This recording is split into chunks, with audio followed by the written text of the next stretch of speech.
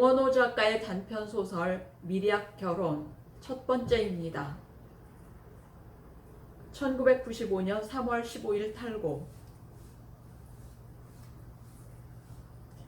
샤워를 하고 밤 화장을 끝낸 영주는 새로 산 분홍색 잠옷을 몸에 걸치고 거울 앞에 서보았다. 하얀 피부, 날씬한 몸매, 갸름한 얼굴. 남자라면 탐을 내지 않고서는 못 베길 아름다움과 섹시함을 거울 속의 여인은 유감없이 드러내 보이고 있었다. 미인계에 투입된 KGB 요원같이 영주는 요염하게 웃어 보이며 가슴을 흔들어 교태도 한번 부려보았다. 서툴긴 하지만 풍만한 가슴의 율동이 어느 육체파 여배우의 선정적인 몸짓보다도 자극적으로 비춰지고 있었다. 영주는 거울 앞을 떠나 패션 모델 같은 걸음으로 방 안을 한번 걸어보았다. 발걸음이 경쾌했다. 모든 것이 잘 될 것만 같았다. 영주는 자기 방에서 나와 오 박사 방 앞에 섰다. 방 안에서 불빛이 새어나오고 있는 것으로 보아서 오 박사는 아직 자지 않고 있음이 분명했다. 영주는 조심조심 문고리를 비틀고 문을 가만히 밀어보았다. 소리 없이 문이 열리면서 침대 위에 누워 책을 읽고 있는 오 박사의 모습이 크게 확대되어 영주 눈에 들어왔다. 아빠! 영주의 목소리는 떨리고 있었다. 아직 안 잤니? 오 박사는 보던 책을 접어 베개 옆에 놓으며 영주를 바라보았다. 오 박사의 선한 눈빛과 인자한 얼굴을 대하는 순간 영주는 그만 문 앞에 얼어붙고 말았다. 거울 앞에서 연습한 미소도 교태도 부릴 수가 없었다. 왜 그렇게 서 있니? 오 박사가 침대에서 몸을 일으켰다. 무슨 할 이야기가 있는 게로구나. 뭐냐? 아니에요, 아빠. 잠이 오지 않아서요. 책을 좀 보지 그러냐? 나도 잠이 오지 않게 책을 읽고 있었다. 아빠는? 영주는 눈을 내리깔고 발밑을 내려다보며 말했다.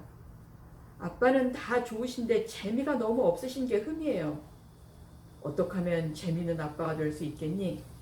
오 박사는 잠옷 차림의 영주를 똑바로 보지 않으려는 듯 눈길을 창밖으로만 주고 있었다. 영주는 용기를 냈다. 아빠, 저 좀 봐주세요. 저 이쁘죠? 우리 딸 이쁘다는 것 내가 모르려고? 그제서야 오 박사는 억지로 눈길을 돌리고 영주를 바라보았다. 속이 환히 내비치는 잠옷이 보기에 민망스러웠으나 영주의 주문이 있었으니만큼 오 박사는 대담한 눈길로 영주의 위아래를 훑어보았다. 눈이 부실 정도였다. 아니, 온몸에 피가 얼어붙을 정도였다. 오 박사는 꿀꺽 자신도 모르게 군침을 삼켰다. 우리 사위 어떤 녀석이 될지 모르지만 행운아지, 행운아야. 오 박사는 입속으로 중얼거렸으나 그 말은 그대로 입 밖으로 새어나오고 말았다. 영주는 그 말의 꼬리를 놓치지 않고 붙잡았다. 남 주기 아깝지 않으세요? 말을 하고 난 영주도 얼굴을 확 붉혔다. 녀석, 아빠를 놀리고 있구나. 오 박사는 겸연쩍은 웃음을 입가에 흘리며 다시 눈길을 돌려 창밖으로 주었다. 그 틈을 타서 영주는 몸을 날려 오 박사의 품으로 뛰어들었다. 아빠, 오늘은 아빠랑 같이 자고 싶어요. 아빠랑 같이 자야 잠이 올 것 같아요. 그래 우리 딸. 오 박사도 마지 못하겠는 듯 영주를 끌어안았다. 두 사람은 팔베개를 하고 좁은 침대 위에 나란히 누워 있었다. 오 박사는 여전히 고집스러운 아빠였고 영주는 사랑스러운 딸일 뿐이었으나 두 사람 사이의 물리적인 벽은 이제 존재하지 않았다. 밤이 깊어가고 있었다. 스탠드 등의 희미한 불빛이 오 박사의 팔을 베고 누운 영주의 흩어진 머리카락을 흑진주로 빛나게 하고 있었다. 그 흑진주를 오 박사는 쓸어보고 또 쓸어보았다. 얼마만인지 아세요, 아빠? 아빠랑 저랑 같이 자는 게 말이에요. 영주는 초롱한 눈동자를 더욱 맑게 빛내며 말했다.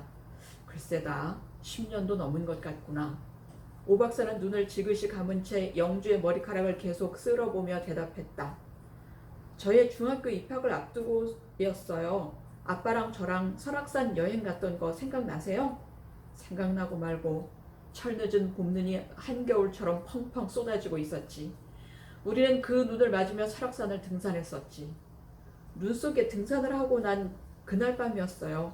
우리는 민박을 얻어들었죠. 그 민박집 아줌마가 제 잠자리와 아빠 잠자리를 따로 깔아주었어요. 하지만 저는 제 잠자리를 버리고 아빠 잠자리로 파고들었어요. 혼자 자기가 너무 외로웠거든요. 그것이 마지막이에요. 그렇지, 그날 밤이 마지막이지. 영주는 엄마가 없어서인지 어려서부터 유난스럽게 아빠를 따랐다. 사람 얼굴을 익히기 시작한 갓난아기 시절부터 아빠에게 매달리기 시작한 영주는 첫 돌이 지나 아장아장 걷기 시작하면서부터는 아빠가 방문을 나설 기미만 보이면 눈치를 채고 먼저 앞장을 서서 따라 나서곤 하였다. 엄마 역할까지 대신할 수밖에 없는 오 박사 역시도 유난스럽다 할 정도로 밤낮으로 영주를 옆구리에 끼고 살았다. 오 박사는 자신이 운영하는 병원 가까운 곳에 살림집을 마련, 가정부를 두고 영주를 양육했으나 그것으로도 부족해서 낮에 병원에 출근할 때는 가정부와 함께 영주를 병원 원장실 옆방에 데려다 놓고 일을 보았다. 그리고 밤에는 피곤한 줄도 모르고 진자리 마른자리 갈아주며 직접 데리고 잤다. 그러다가 혼자 재우기 첫 번째 시도를 한 것은 영주가 유치원을 거쳐 국민학교에 입학했을 때였다. 방을 따로 마련해주고 책상과 침대를 들여놓아주고 고운 이부자리도 장만해 주었다. 그러나 영주는 한사코 자기 방을 버리고 아빠 방으로 달려오곤 했다. 첫 시도에서 실패한 오 박사는 혼자 재우기 전 단계부터 실시해야겠다고 생각하고 가정부 아줌마와 자도록 해보았다. 그러나 마찬가지로 영주는 아줌마 방도 마다하고 아빠 방으로 달려왔다. 구슬리기도 하고 달래기도 하고 야단을 치기도 해보았으나 소용이 없었다. 하는 수 없이 몇 년을 더 데리고 잤다. 국민학교 4학년이 되었을 때 다시 한번 혼자 재우기를 시도해보았다. 마찬가지였다. 생각도 못한 오 박사는 영주를 자기 방에 억지로 몰아넣고 밖에서 방문을 잠가버렸다. 그랬다가 새벽이 되어 어떻게 자나 하고 소리 없이 방문을 따보았더니 자기는커녕 자리에 눕지도 않고 앉아서 온 밤을 새우며 우느라고 두 눈이 퉁퉁 부어있는 것이 아닌가. 영주야.